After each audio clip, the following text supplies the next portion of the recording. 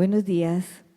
Este mes de febrero celebramos los 127 años de la fundación de la Compañía de María en Medellín y los 60 años de la institución educativa Santa Juana del Estonac, presencias de la compañía en contextos diferentes que comparten la misma visión educativa. Están con nosotros una representación de estudiantes y profesores de Santa Juana y también nos acompañan otras personas cercanas al colegio. A todos y cada uno, bienvenidos. Celebramos con alegría, convencidos de que la educación nos une porque hace surgir en nosotros lo mejor del ser humano, la palabra, el encuentro, la relación. El panel y la presentación de la colección de los libros del colegio serán una forma importante de celebrar este acontecimiento. Sintámonos afortunados de contar con personas de tanta calidad humana. Nos disponemos entonces para recibir a los participantes en el panel, quienes compartirán desde su misión y profesión cómo la palabra ha sido encuentro para ellos. Invitamos entonces a nuestros panelistas a pasar acá al escenario, por favor. Bueno, entonces les voy a contar un poco, a ustedes muchas gracias pues por acompañarnos hoy, les voy a contar quiénes nos están acompañando. Iniciamos con Gloria Liliana Franco Echeverry, es religiosa de nuestra compañía, doctora en teología, magíster en teología bíblica y trabajadora social. Ha sido presidenta de la Confederación Latinoamérica y Caribeña de Religiosos y Religiosas, CLAR, miembro del equipo teológico del Consejo Episcopal Latinoamericano y Caribeño, CELAM, es religiosa sinodal, una de las 3 corredactoras del Instrumentum Laboris del Sínodo de la Sinodalidad, escritora y poeta. Hola Lili, bienvenida. Bueno, Juan Diego Mejía es escritor con una amplia trayectoria en el sector cultural, ha sido productor de cine y televisión, director del Canal U, se desempeñó como secretario de Cultura Ciudadana de Medellín y director de la Fiesta del Libro de Medellín. Ha trabajado también como profesor de escritura creativa de la Universidad Nacional IDEA-FIT, ganó el Premio Nacional de Cuento con Rumor de Muerte y el Premio Nacional de Novela con su libro El cine era mejor que la vida. Ha publicado Sobrevivientes, A cierto lado de la sangre, Camila, Todos los fuegos, El dedo índice de Mao y Soñamos que vendrían por el mar. Juan Diego, muchas gracias por acompañarnos. Giovanotti, nombre artístico de Edwin Giovanni Ramírez, es un reconocido humorista, imitador y locutor, destaca por su versatilidad en radio, televisión, Sábados Felices y redes sociales.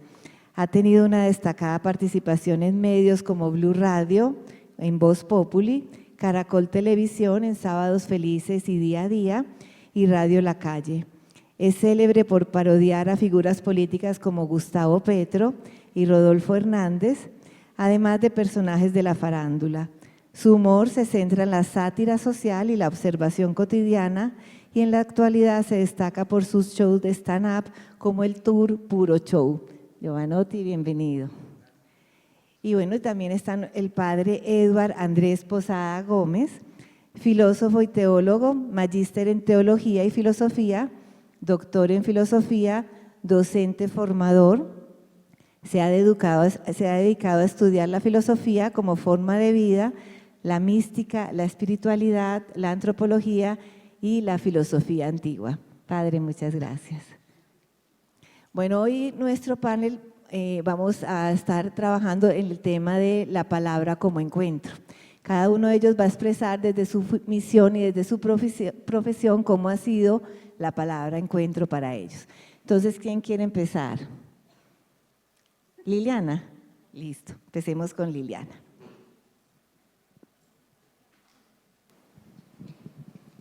Buenos días. Bueno, para mí es motivo de mucha alegría estar en este lugar que amo tanto, el encuentro con personas tan significativas en mi vida y estar en compañía de estas personas a las que algunas las conozco, otras las sigo en redes sociales, a otras las leo. Una alegría estar también con ustedes compartiendo este itinerario en torno a la palabra y al encuentro. Yo quisiera iniciar con un texto del Evangelio de Juan, en el capítulo 1, versículos del 1 al 5. En el principio existía la palabra, y la palabra estaba con Dios, y la palabra era Dios. Ella estaba en el principio con Dios.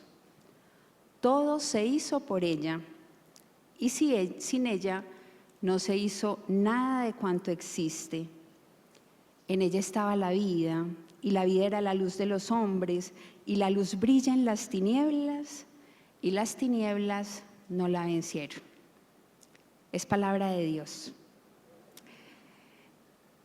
Quise comenzar con este texto porque a mí lo que me pidieron cuando Beatriz me invitó a este espacio es que pudiéramos conversar un poco en torno a la palabra desde la teología. Al comienzo, la palabra, en el origen de todo la palabra, el eco de una voz que resonó y se abrió camino por entre el caos para hacer posible el estallido de la vida, porque eso es lo que hace la palabra, favorecer el estallido de la vida. La novedad de la revelación bíblica, la novedad de eso que Dios quiere contagiar y comunicar a los seres humanos, consiste en que Dios, nuestro Dios, se da a conocer a través del diálogo. Nuestro Dios es un Dios que desea dialogar con nosotros, es la palabra. Es un Dios que se comunica, que establece vínculos eternos con los seres humanos a través del encuentro. Y maravillosamente, la creación es el lugar en el que se desarrolla esa historia, que es historia de amor entre Dios y nosotros. Por eso la creación, todo lo que existe, termina siendo ese escenario privilegiado para el encuentro con Dios. Es como si la creación fuera el fonema que Dios usa para manifestarnos su amor. La Biblia nos dice en el texto a los hebreos que de muchas maneras habló Dios antiguamente a los profetas, pero que ahora habla por su Hijo, por Jesús, que es la palabra. La palabra en Jesús se hizo pequeñita porque se hizo pesebre, porque se hizo encarnación, porque se hizo también humus. Y por eso la palabra en Jesús está a nuestro alcance. La palabra ahora no solo se puede oír, no solo tiene voz, sino que la palabra tiene rostro. Y ese rostro es Jesús de Nazaret. Nuestro Dios está siempre en camino hacia nosotros y nosotros hacia Él. Nuestro Dios es palabra viva, pero palabra viva que se aproxima, palabra que se agacha, que se abraza a nuestro humus, a nuestra humanidad, para revelarnos lo profundo, para revelarnos lo divino. ¿Ustedes saben dónde nos humanizamos realmente? Nos humanizamos en el encuentro. Yo supongo que muchas de las niñas aquí presentes están enamoradas. ¿Quiénes están enamoradas? Yo estoy enamorada, no sé quién más. En el encuentro nos humanizamos. La calidez de una mirada es lo que nos abriga.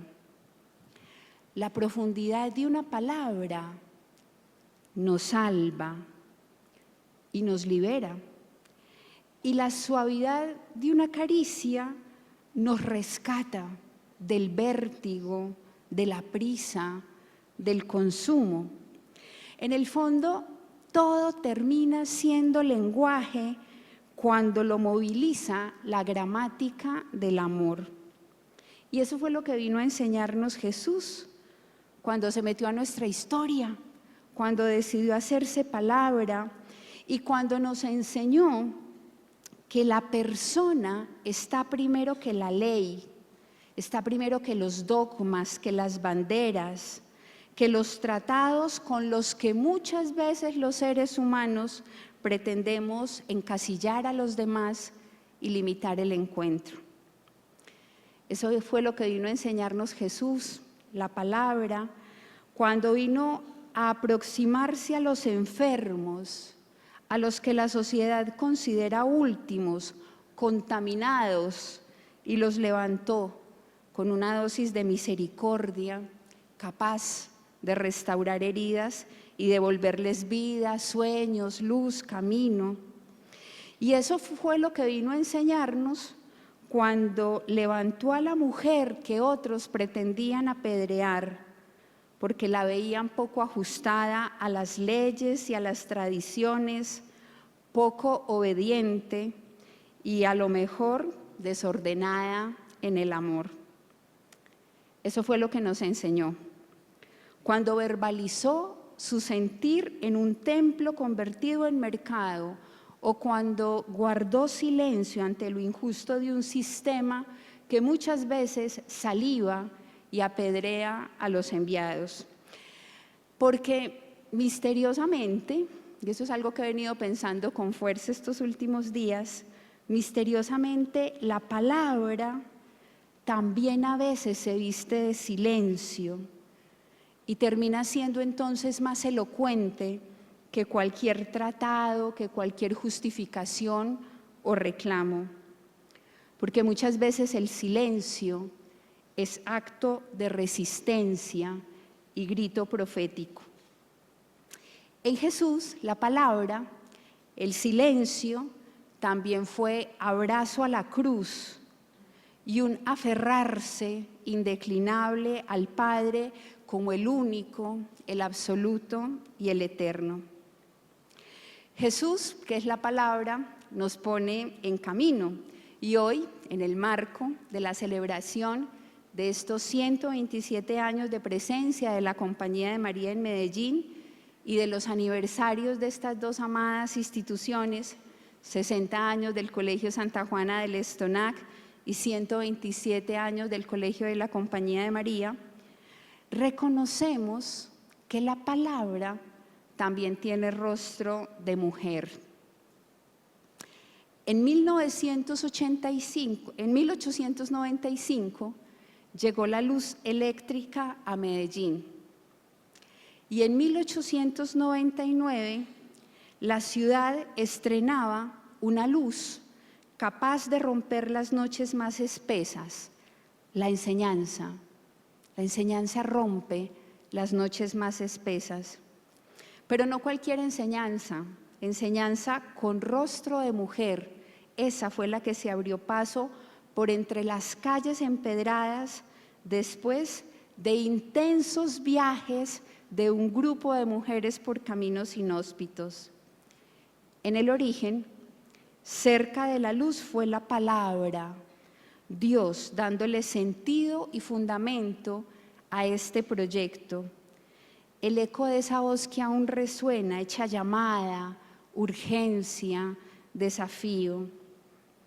Al principio la mujer, capaz de surcar montañas, de aproximar culturas, de inaugurar caminos.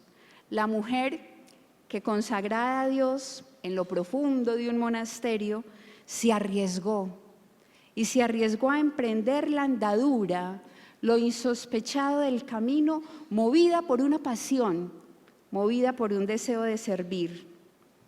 En la Génesis, en el origen, una buena noticia. El proyecto de Juana del Estonac llegaba a esta ciudad y llegaba a esta ciudad para quedarse. Educación humanista cristiana ofrecida por mujeres y en ese entonces solo para mujeres, en esa convicción anclada de que la mujer debe salvar a la mujer. Y fueron llegando niñas, jóvenes, ávidas, alegres, inquietas, inteligentes, creativas, audaces, juguetonas, profundas, frágiles, colmadas de fortaleza, muchas de ellas hechas belleza y todas hechas bondad. Han sido muchas, han sido cientos, miles, de distintos rincones de la ciudad, de pueblos de Antioquia, de ciudades del norte del país, venían porque ellas y sus familias sabían que en el vientre de las mujeres se gesta la vida, en el cerebro su sabiduría y en su corazón la misericordia. Y semejante potencial necesitaba la luz que ofrece el Maestro, la interacción que se aprende entre iguales, la amistad y la gratuidad que se tejen en las aulas, parques, corredores. Se fueron sumando días, horas, meses, años, y con el paso del tiempo, ese monasterio, colegio de la enseñanza, se fue transformando. La luz mayor, la que viene del Espíritu, fue inspirando nuevos modos de presencia y de respuesta. Se abrieron puertas, se ampliaron, se ensancharon las entrañas y como semillas germinaron a partir de la mano del sembrador. Hubo desplazamiento a nuevas tierras, el norte, Barranquilla, Santa Marta, el Colegio Santa Juana en el Pedregal, Cristales, Angostura, Magal, 12 de octubre, San Javier. La presencia de las religiosas de la Compañía de María en Medellín y la consolidación de los colegios de la enseñanza y Santa Juana del Estonac se constituyeron en una hazaña osada, hoy madurada por los años. Estos colegios surgieron como palabra elocuente, capaz de generar encuentro. Han pasado la prueba del tiempo, sostenidos por la gracia de Dios y el compromiso generoso de muchos hombres y mujeres, laicos y religiosas, empeñados y convencidos de la importancia de ofrecer la vida para que otros se transformen también en palabra que humaniza, aproxima y actualiza los necesarios encuentros. Jesús es la palabra. En torno a Él se hace posible el encuentro. La palabra que hace posible que los corazones de piedra se transformen en corazones de carne, porque como lo intuyeron las religiosas y laicos que unieron fuerzas para la construcción del Colegio Santa Juana del Estonac, cuando hay encuentro, sumatoria de sensibilidades y solidaridades, las piedras se transforman en corazones. Ese es el milagro que hace la palabra. Feliz celebración.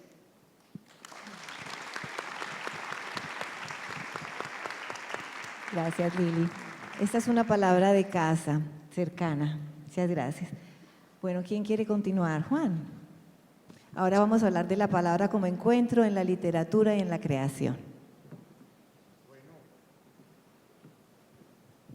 Bueno, muchas gracias por esta invitación. Me parece pues una gran experiencia, una gran oportunidad de estar en un aniversario tan importante y en un teatro tan bonito, en compañía de estas personas a las que admiramos. Me gustó mucho la mirada que hiciste sobre la palabra y el encuentro de la teología. Yo voy a hablarles desde la literatura, les voy a dar un poco mi testimonio desde la literatura, porque yo pues toda mi vida he trabajado domesticando la palabra, tratando de domesticar la palabra, tratando de que me haga caso y que las palabras aparezcan cuando las necesito. Yo soy novelista y un novelista pues tiene que tratar de conocer bien la palabra y ahí se producen unos milagros, pero son unos milagros que no son de esa categoría que tú nos hablas, pero son milagros cotidianos. Y yo les voy a contar uno. Uno que tiene que ver con un escritor que se ganó el premio Nobel casi en la misma época en la que yo nacía. John Steinbeck, que es un escritor norteamericano nacido en California. El hombre era una persona que había hecho muchos oficios, había sido marino, había sido granjero, había sido soldador, había tenido muchos oficios. Yo de alguna manera, sin proponérmelo, también he tenido un montón de experiencias como esas. Pero no vamos a eso, sino a una novela que yo leí de él que me impresionó mucho y van a entender por qué se las estoy contando. Se trata de una novela que se llama De ratones y hombres. De ratones y hombres es la historia de dos hombres, amigos, que parecen hermanos, porque cuando la tía de uno de ellos estaba muriendo, le pidió al otro que no lo dejara solo, porque sabía que él solo no se podía defender en la vida. Ese hombre se llamaba Lenny, y el otro, el que quedó encargado de cuidarlo, se llamaba George.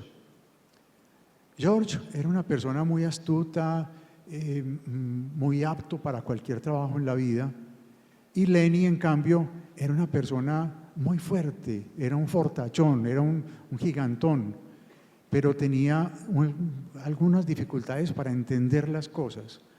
Era difícil para él entender.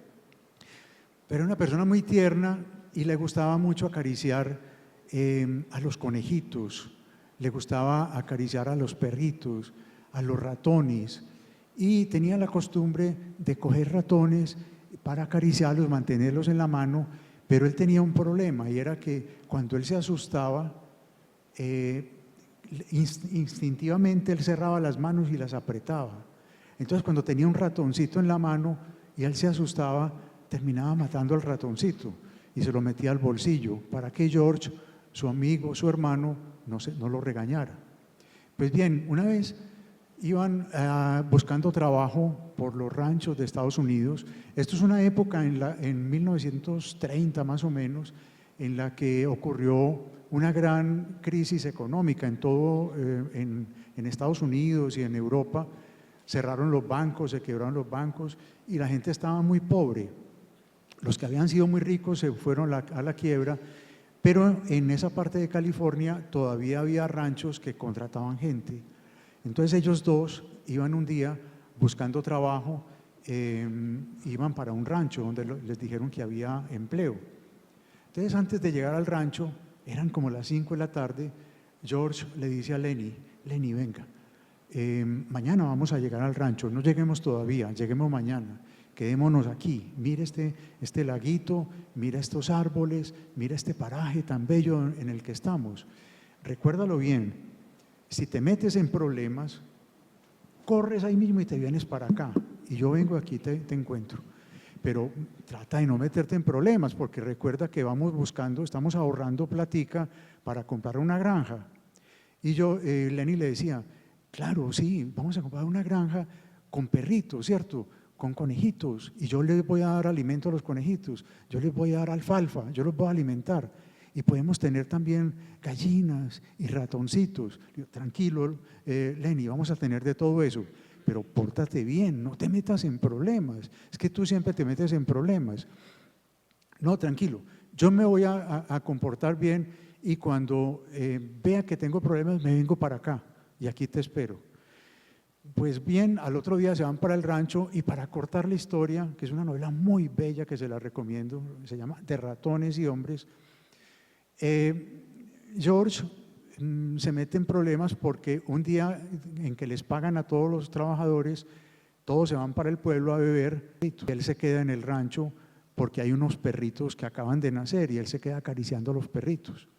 Y resulta que la mujer, la esposa del dueño del rancho, llega y lo encuentra ahí, y ella es una señora como todas esas raras, y le dice, ay, usted cómo es de fuerte, muéstreme esos músculos, y empieza a tocarlo y acariciarlo, y entonces a él también le parece muy bonita, y la luz del sol le da en el pelo y le brilla el pelo, y él empieza a acariciarle el pelo y le toca por aquí el cuello. Entonces ella se asusta. Ustedes saben qué es lo que pasa cuando Lenny se asusta. Él cierra la mano. Entonces él cerró la mano y le partió el cuello.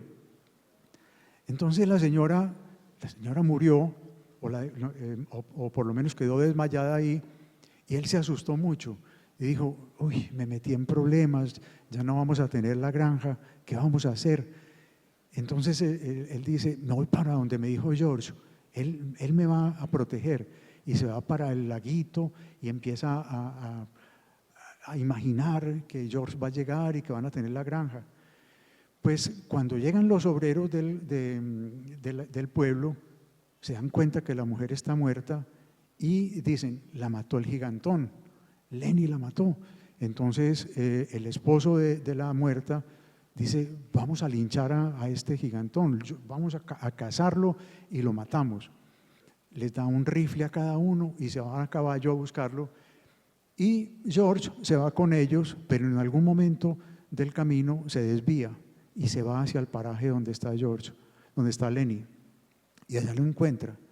Entonces Lenny le dice, ay George, me metí en problemas, y él le dice, tranquilo, tranquilo, tranquilo Lenny, cálmate, pero no vamos a tener la granja. Le digo, sí, vamos a tener la granja, y vamos a tener perritos y conejitos, sí, vamos a tener.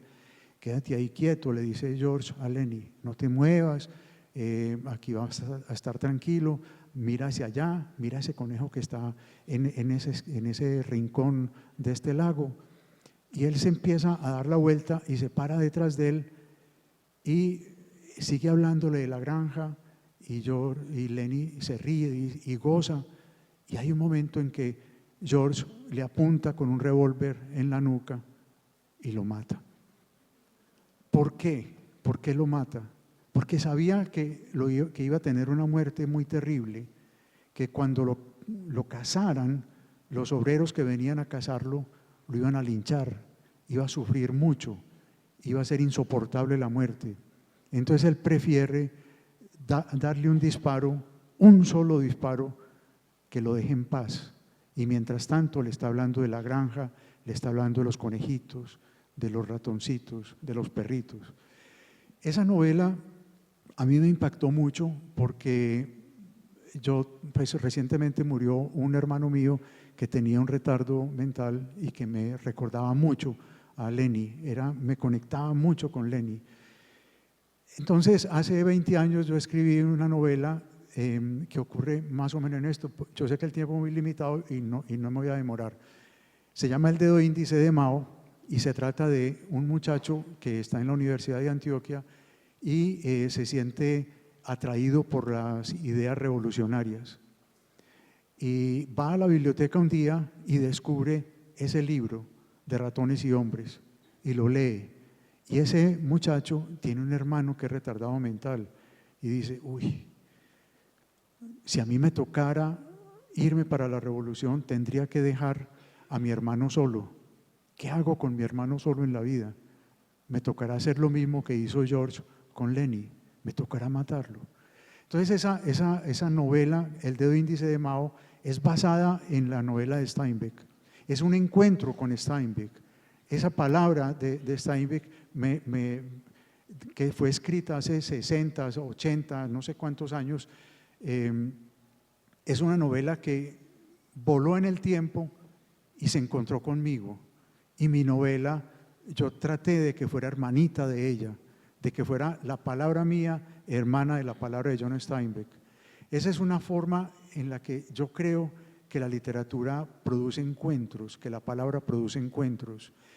Pero no solamente al escribir, o sea, uno no se encuentra solamente, es muy chévere pensar que en la biblioteca están muchas historias con las que yo me voy a encontrar y me voy a conectar y me van a cambiar mi vida, pero también yo puedo entender que lo que logró que la novela de Steinbeck se conectara, se encontrara con mi novela, es que la novela de Steinbeck era sincera, eran palabras nacidas del corazón, y yo traté de que mi novela también fuera nacida del corazón.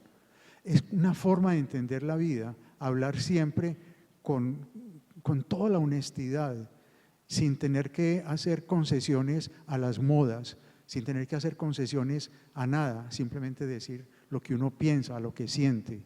Y yo creo que eso es lo que genera realmente el encuentro. Ese es el testimonio que yo quiero darles desde la literatura. Eso es yo lo que he logrado descubrir, que la palabra genera encuentros y son encuentros maravillosos. Muchas gracias. Muchas gracias, Juan. La palabra que se encuentra en los libros también. Padre.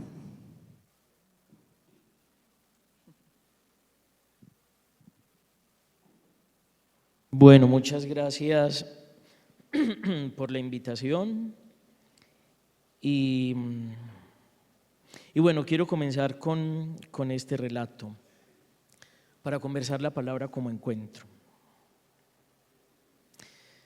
A mis 12 años de edad estuve a punto de ser atropellado por una bicicleta. Un señor cura que pasaba me salvó con un grito: ¡cuidado! El ciclista cayó a tierra.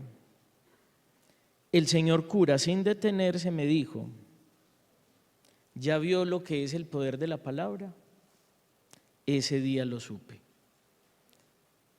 Con este relato comienza Gabriel García Márquez su escrito sobre Botella al mar, al Dios de las palabras. Y siempre me ha conmovido un poco porque creo que ese parrafito logra hacerme espejo y en parte sintetizar un poco como mi manera de estar en el mundo.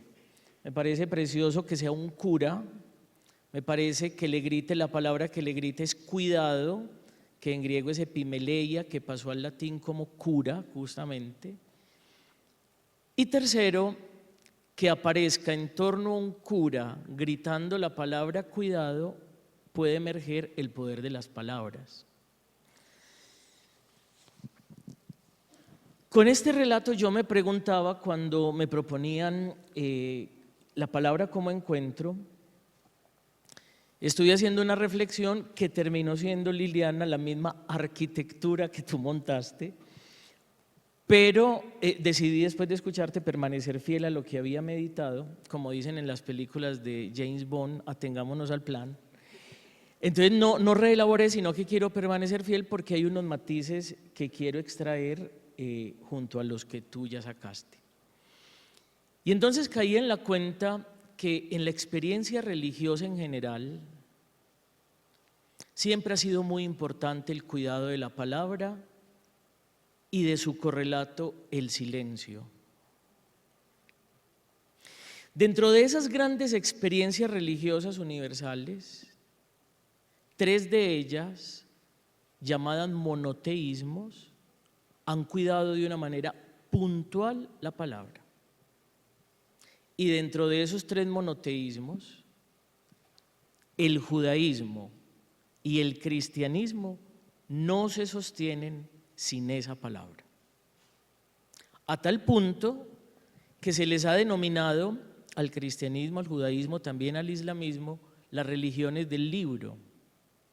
Pero es una denominación en parte incompleta e inexacta, porque como nos hacía caer en la cuenta también un filósofo llamado George Steiner, no son religiones del libro, sino de la palabra. Y me voy a detener en esas dos, judaísmo y cristianismo, en 2 hitos que nos hacen experimentar la palabra con una densidad distinta. El primer hito está en el Antiguo Testamento, en un momento muy significativo. Permítanme ser tan olímpico con esta pequeña síntesis de la experiencia religiosa. El ser humano, cuando se sintió abrumado, frágil y finito, hizo algo que es muy natural y fue elevar la mirada al cielo. Y en las experiencias acadias reconocemos que las primeras divinizaciones que hizo el hombre fue justamente en el mundo de las estrellas. De hecho, en el acadio antiguo, la mayoría de las palabras, sobre todo las más fuertes como Dios, se escriben con numeritos de estrellas. Luego fue asociando con las estrellas el sol y la luna. Luego el ser humano se puso un poco más inmanentista y se fue bajando y reconoció a Dios en la montaña, el río, la piedra. Pero luego hay en Israel un acontecimiento muy significativo en el Éxodo 3, que es cuando Moisés se encuentra con la zarza ardiendo y allí simbólicamente hay un quiebre. Es una cosa como la estrella, el sol, la luna y la montaña, pero es una cosa que habla. Moisés, Moisés. Es una cosa que nombra. Pero acontece en ese encuentro algo que rompe el molde que habíamos tenido típicamente.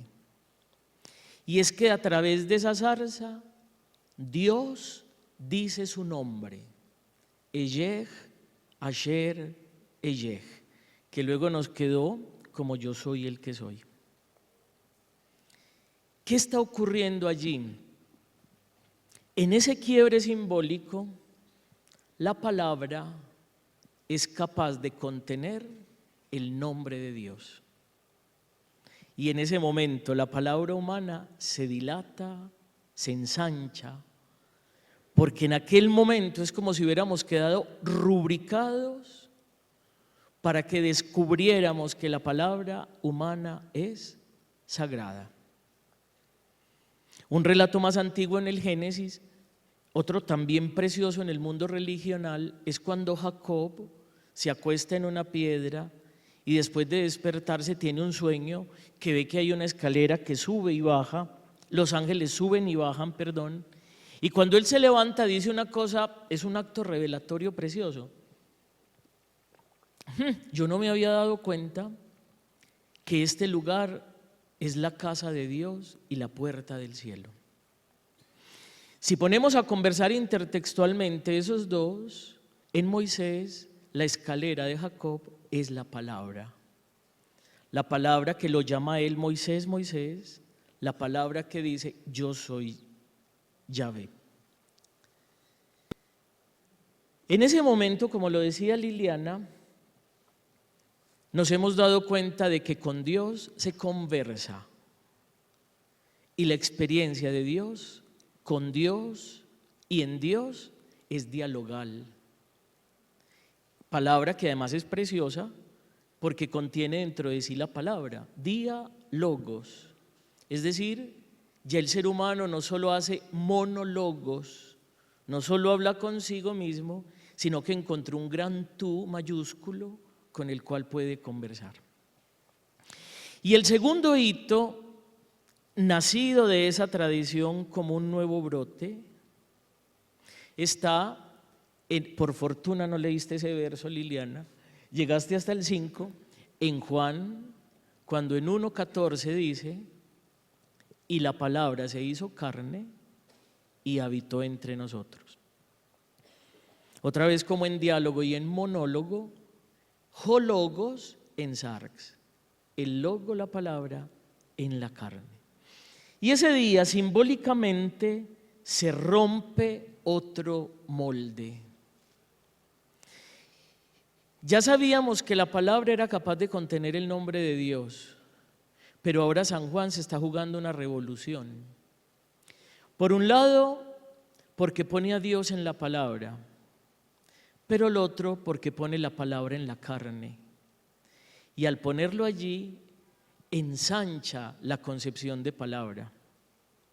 Por eso es que desde aquel día no son solo palabras los fonemas, ni las grafemas, es palabra la vida entera. Con razón los himnos de la liturgia luego se atreverán a decir, el árbol toma cuerpo y el agua melodía, tus manos son recientes en la rosa y estás de corazón en cada cosa. O San Juan de la Cruz luego en un desespero de que el alma buscara a Dios, va y le pregunta a las criaturas si lo han visto y ellas le contestan, pasando por estos sotos con premura y yéndolos mirando con sola su figura, prendado los dejó de su hermosura. Desde aquel día, como también lo supo la llamada teología de la liberación en América Latina, el rostro de alguien que sufre habla. Los ojos de una niña que está inquieta en un aula hablan. El árbol habla. El ave que no volvió a posarse en mi ventana habla. Eso no es nuevo, eso es muy de la tradición judeocristiana. También lo dice el Salmo: el cielo proclama la gloria de Dios, el firmamento pregona la obra de sus manos, el día al día le pasa el mensaje, la noche a la noche se lo murmura.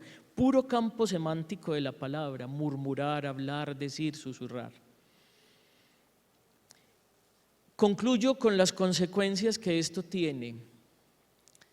Cuando una persona entra en esta simbólica de la palabra, donde el lenguaje no se agota solo como comprensión fisiológica, donde no es solo una deriva darwiniana y una explicación físico-química, sino que se le permite al universo poético entrar en el origen del lenguaje, un ser humano, como diría también Heidegger, ya no tiene palabras, sino que la palabra lo tiene a uno. Uno obedece a la palabra. Y en ese orden, como dice el magisterio de la Iglesia, viviríamos leyendo signos de los tiempos, entrando en el presente y en el futuro sin desconfianza y sin miedo, con alegría, con osadía, porque sabemos que todo es susceptible de hablarnos de Dios y que todo en mí es susceptible de ser oído por Dios. Esta es como una estructura religional en diálogo con la filosofía y la mística de cómo voy comprendiendo la palabra. Yo no tengo palabras, la palabra me tiene a mí. Muchas gracias, Padre. Bueno, y terminamos este pedacito con Giovanotti, la palabra como encuentro en la risa, en la comedia. Primero, muchas gracias por hacerme parte de este panel. A ustedes también gracias por venir, por hacerme, me honra mucho el estar acá. Después de escucharlos me da mucha pena hablar porque quién sabe con qué iría a salir. Pero sí, yo creo que se resume todo en una frase que la utilizamos muchas veces nosotros en nuestra cotidianidad. Y es: las palabras tienen poder, decimos por lo general. O cuando usted dice algo o decreta algo malo, su mamá le dice: calle esos ojos, no diga eso, que las palabras tienen poder. O usted, como estudiante, antes de una evaluación, usted dice: no, yo la voy a perder. Calle esos ojos, que las palabras tienen poder. Y en efecto sí, porque en efecto pierde la evaluación. No por culpa de la palabra, no por culpa de la palabra. Me enredé. La palabra tiene tanto poder que yo creo que no hay nada más ofensivo para una persona, no sé si coincidamos, en que nos manden a callar. O sea, a usted le pueden decir cualquier cosa, lo pueden insultar, pero si le dicen: va, duerma mejor. Creo que nosotros le damos tanto valor a la palabra que el simple hecho de contemplar, no tenerla, es para nosotros un desencuentro increíble. Decía Dios en Génesis 17, es verdad. Lo que pasa es que la gente cree que yo todo lo que digo es mentira, pero es verdad. Yo creo que en Génesis 17 lo dice, y Dios es un excelente comediante, así ustedes no lo crean. Cuando llega a la casa de un viejito, muy viejito, 100 años tenía Abraham, y le dijo: le prometo que usted va a ser papá de un hijo. No, pues se rió Abraham, porque imagínense, con 100 años, pero más se rió la esposa, porque era estéril. Ella dudo mucho, era una risa de incredulidad. Dios, en su inmensa sabiduría, después de transformar esa risa de incredulidad, le da un hijo a Sara, que Sara es un personaje bíblico, no es la dueña de un almacén de ropa, es le da un hijo a Sara, que ese hijo se llama Isaac. Este hijo Isaac, que en traducción, no sé si se dice traducción, padre, usted me corrige. No, usted es el padre, usted es el que sabe. Pero hagamos la traducción. Es la risa hecha hombre. Entonces pasamos de la risa de incredulidad de Sara a la risa de sorpresa y luego a la risa de felicidad por tener un hijo dentro de esta familia en contra de todo pronóstico. Y yo creo que reír es otra manera de hablar. Reír es otra manera de poder transmitir un mensaje. Uno a través de la risa o a través de las palabras, porque las palabras tienen poder, sea para edificar, para transformar, para entretener, para divertir, tienen el poder de generar vida. Porque cuando uno nace, lo primero que está esperando el papá o la mamá de uno es que uno diga papá o mamá. Es esa primera palabra. A no ser que uno sea mudo, pues ya es distinto, pero es… No, pero es verdad. Pero es verdad porque uno siendo mudo deja de hablar con las cuerdas vocales y empieza a hablar con el alma. Y es esa búsqueda también encontrar la palabra. Es tan poderosa la palabra, y lo hablo desde mi trabajo, que busco la manera de entretener o de hacer reír, pero también creo que la palabra es una manera de revolución. Usted, desde su palabra, desde lo que usted dice, usted puede transformar el mundo, puede transformar no solamente el mundo, sino su mundo. Lo que usted le dice diariamente a su mamá, a su papá, a sus hermanos, lo que usted se dice diariamente usted. Alguna vez escuché, no sé a quién, pero lo vi por ahí seguramente en un reel de TikTok, que así como usted se habla a usted mismo, usted sería capaz de hablarle así a otra persona. Usted a veces se dice, yo estoy gordo, yo no, pero usted a veces se dice,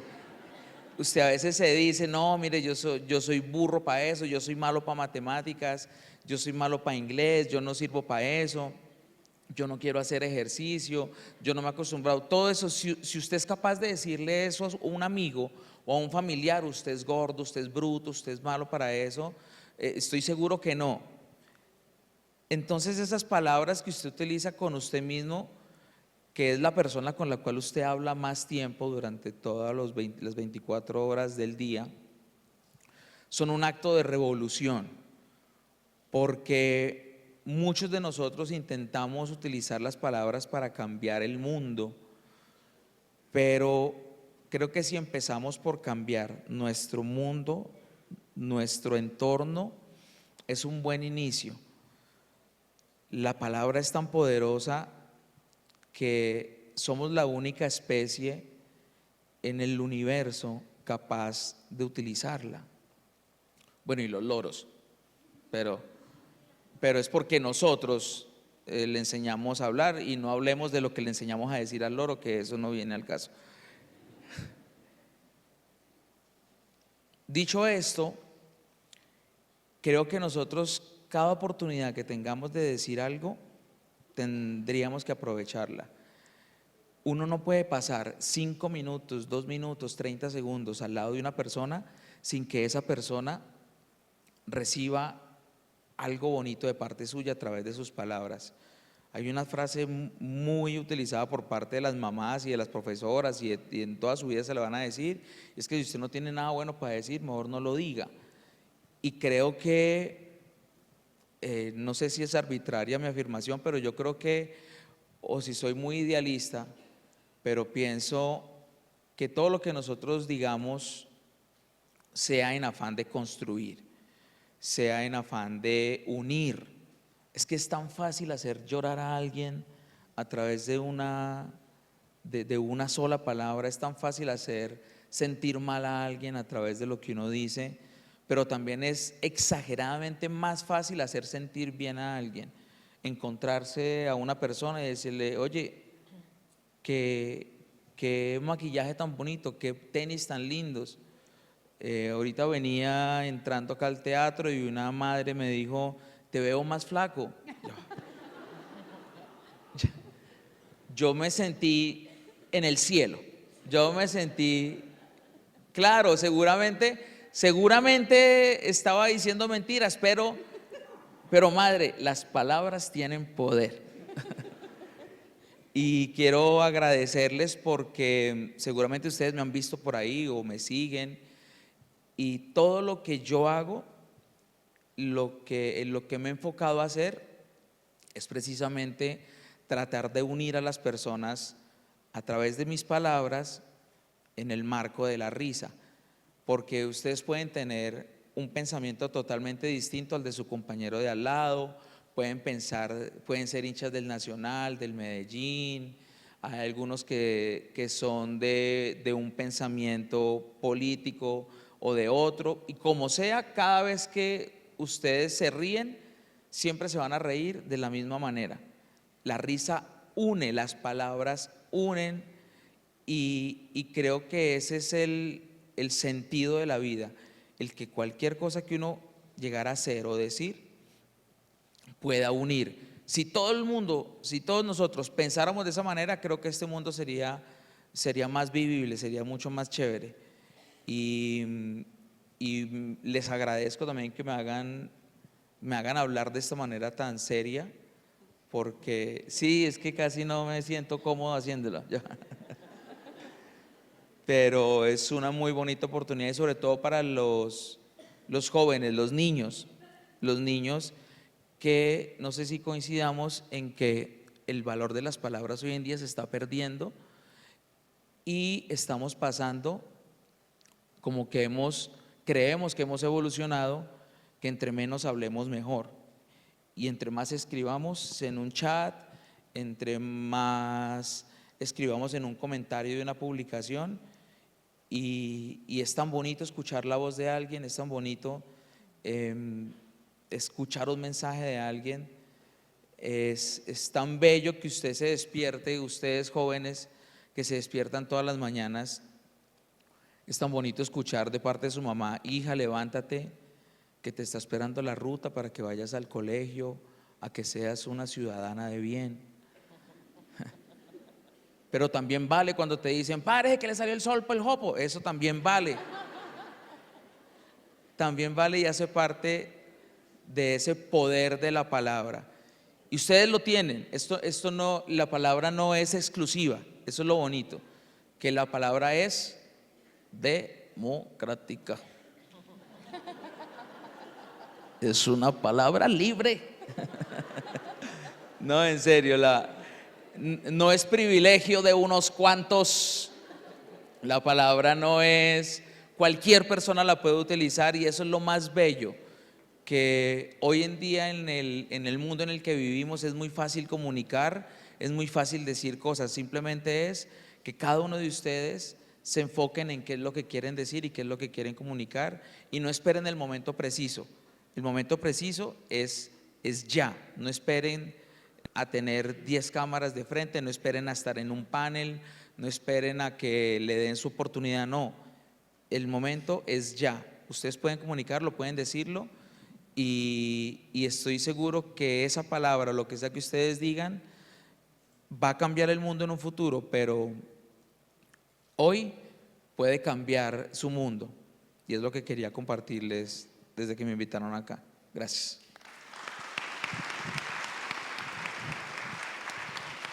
Bueno, muchas gracias, Jovanotti, gracias a todos. No sé si alguien tiene algo más para aportar en este momento.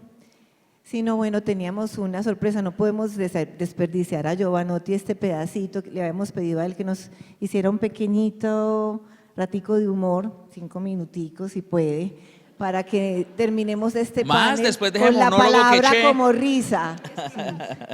Para que nos terminemos este panel con la palabra como risa.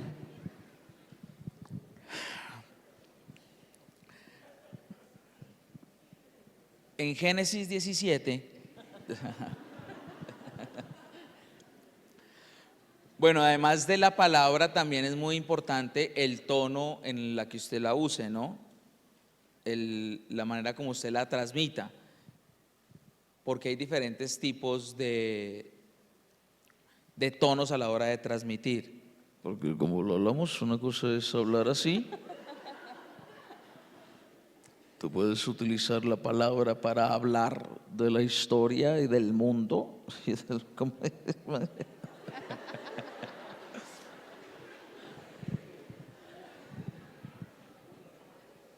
Pero creo que hoy no solamente es importante la palabra de quienes están aquí, sino del pueblo oprimido. De ustedes quienes madrugaron en esta mañana hoy en contra de su voluntad. Y que seguramente sus profesores les prometieron una nota buena por el hecho de estar acá, pero eso es lo que sucede cuando vemos a unos estudiantes que trajeron a un auditorio en ayunas. Es una manera de transmitir la palabra.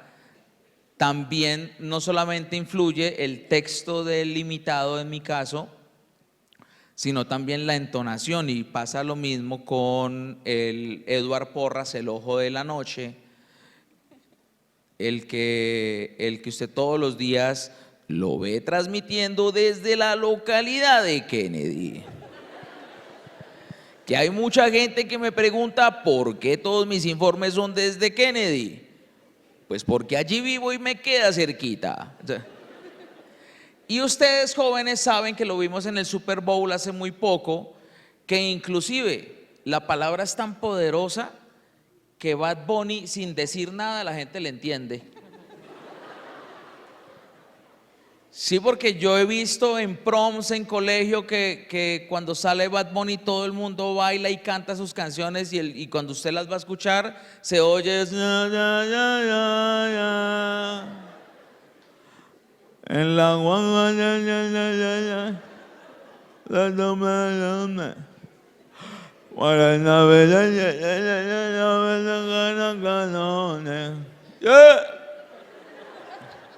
no, y tiene más. O sea, hay una que dice, ella calladita. Y ¿sabe qué es lo peor? Que ustedes entienden. Porque se voltean a mirar y dicen, te la dedico. ¿Y cuál es la parte que más te gustó? Ahí donde dice... Eso es tener poder en la palabra, la que tiene Bad Bunny.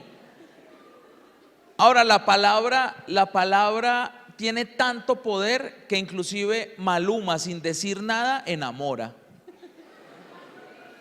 Sí. Y yo la verdad nunca, les digo la verdad, nunca he podido imitar a Maluma. La voz no me da, el físico sí, pero la voz casi no me da.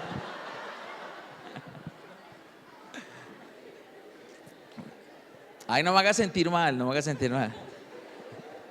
Ahorita la madre me dijo, ay, usted es igualito a Maluma. Pero también, y creo que aquí también en este auditorio hay muchas señoritas que les gusta el canto. Esa es otra manera de utilizar ustedes las palabras para poder transmitir, para poder decir algo, que pasa también con Jesse Uribe a la hora de cantar o a la hora de transmitir. Que además ustedes, si quisieran imitar a Jesse Uribe, imitarlo es muy fácil, porque simplemente es hablar así como agüevado, así. Ahora, no desgasten las palabras, porque usted imagina tener una voz tan bonita como la de Jesse Uribe, así, mamacita.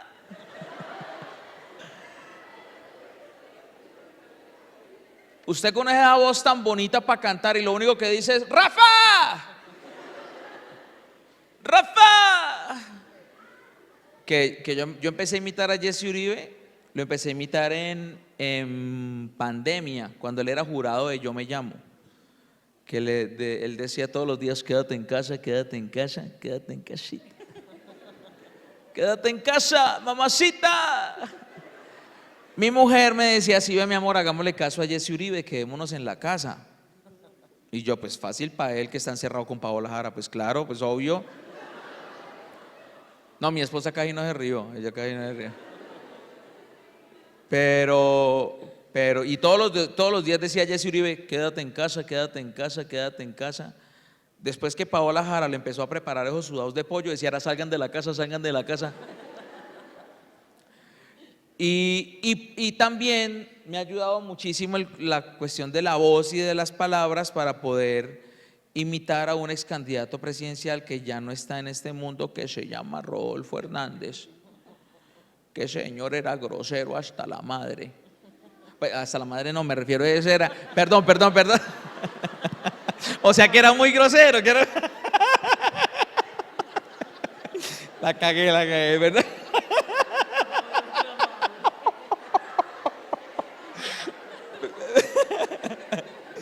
Ay, perdón. Y se puso rojo. Ay, no me Le van a dio volver a pena prestar. a Giovanotti, primera vez en la vida, yo creo. No me van a volver a prestar el teatro. Sí, y con Rodolfo pasaba que él decía muchas cosas articuladas y decía, es que usted es una chunchurra, piltrafa, gurrupleta, percanta, guaricha, culera, baracunata, nacutaramí, acerejeja, dejebe, tu dejebe,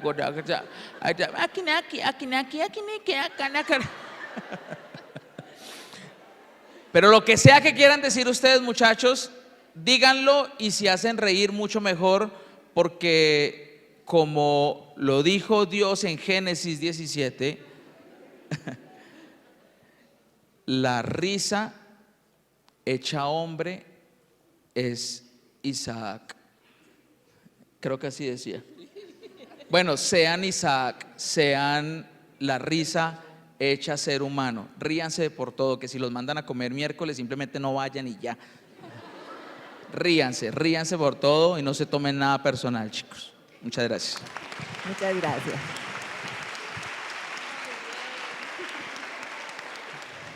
Bueno, invitamos ahora a Beatriz Acosta, la rectora del colegio, que quiere dar el agradecimiento a nuestros panelistas. Nuevamente Liliana, Giovanotti, Padre Eduardo, Juan Diego, muchas gracias. Fue un buen comenzar hoy del día con una risa, con todos estos comentarios, con este panel sobre la palabra hecha encuentro. Buenos días. Para hacerle caso a Giovanotti, él nos va a ayudar a reír. ¿Cómo nos reímos? ¿Otra vez? No, hay diferentes tipos de risa también para que lo tengan en cuenta. Ustedes ríanse como quieran. Que si se ríe como un marranito, ríase igual. Todos tenemos una amiga que se ríe. Ríase. O como se ríen los profesores, los que tienen más de 40 años, que sueltan la carcajada.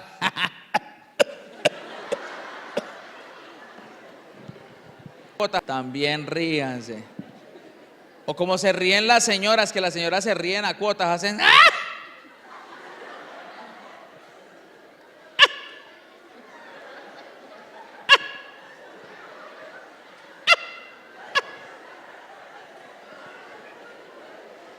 Por lo general son señoras que se llaman Gladys, Yolanda, Gigiola. Que no va a embarrarla, yo diga el nombre de la madre por ahí. No. Pero Bueno. ríanse. O Beatriz. ¿La embarré? No, pero Beatriz es nombre de diosa griega, ¿sabía? Si era Atenea, Afrodita y Beatriz. Era. Muy bien, muchas gracias. Ah, Entonces, ahí sí me calla, ¿no? Ahí sí. Claro, claro. Bueno, entonces vamos a darle las gracias a cada uno de los presentes. Creo que a través del silencio hay un mensaje fundamental. Cada uno y cada una ha desarrollado una vocación. y manifiestan que son felices en esa vocación.